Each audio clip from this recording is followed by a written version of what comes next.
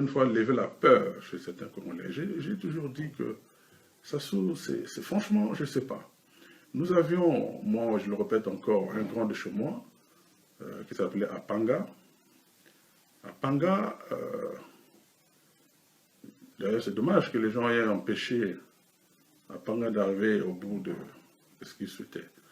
Sassou avait tellement fait du mal à Apanga qu'Apanga avait pris un jour la décision de, comme il disait lui-même, je vais lui ouvrir les boyaux.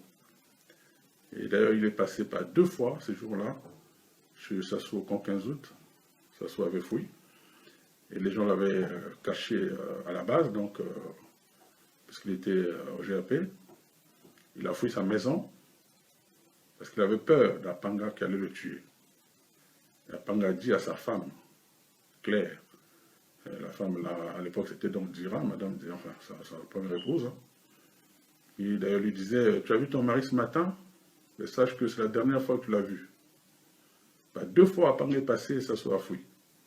Et il a fallu d'ailleurs que, un peu par mois, hein, lui donne 3 gardes. Parce que Sassou à l'époque était capitaine, n'avait pas droit à la garde.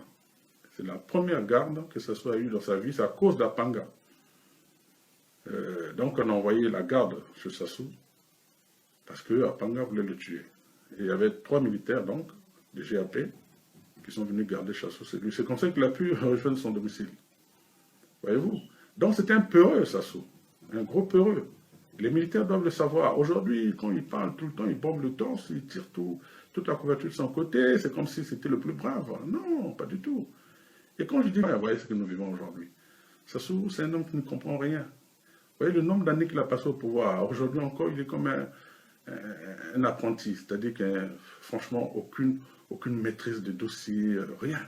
Regardez le pays se meurt aujourd'hui, parce qu'économiquement, il est incapable. Et ce n'est pas qu'il fasse exprès, hein. C'est parce qu'il n'en a pas les capacités. C'est comme si vous dites à un enfant de 3e, ce qui est son cas, de résoudre des équations d'un niveau universitaire. C'est pas possible, quelle que soit sa volonté, il ne peut pas. Sauf si vraiment on est un génie, hein, puisque, bon, c'est vrai. Mais ça, c'est le cas. C'est pas le cas de Sassou, c'est pas un génie, on le voit d'ailleurs. Hein. Et quand je dis que c'est quelqu'un qui ne sait même pas, parfois il lit des choses sans même savoir le contenu. Comme aza motamotema mabe bamona kaka yé na banana yé et là pas malonga pe à éviter, c'est-à-dire que un incapable mais qui ne veut même pas être humble pour reconnaître que ngena kokite na tika moto mususu abanza mboka tete na liboso mboka ezali eloko basala na ngote. Non non. Opprimé monte et ton empire de mensonges s'affronte. Les enfants sans école, les hôpitaux vides, pendant que tes proches vivent dans l'opulence sordide. Le sang des innocents crie justice, ton règne de terreur touche à son précipice. 40 ans de ténèbres, de mensonges, de chaînes et de misère. Tu as vendu l'âme de la nation pour ton pouvoir, pour ta damnation. 40 ans de silence, mais aujourd'hui le peuple se réveille et avance. Ton règne de peur touche à sa fin, la lumière viendra, c'est notre destin. Le temps est venu de briser les chaînes, de renverser les murs, de laver les peines. Plus de peur, plus de silence complice, le peuple se lève, justice sera faite. Ton héritage sera celui de la honte, un nom maudit, une histoire qui compte.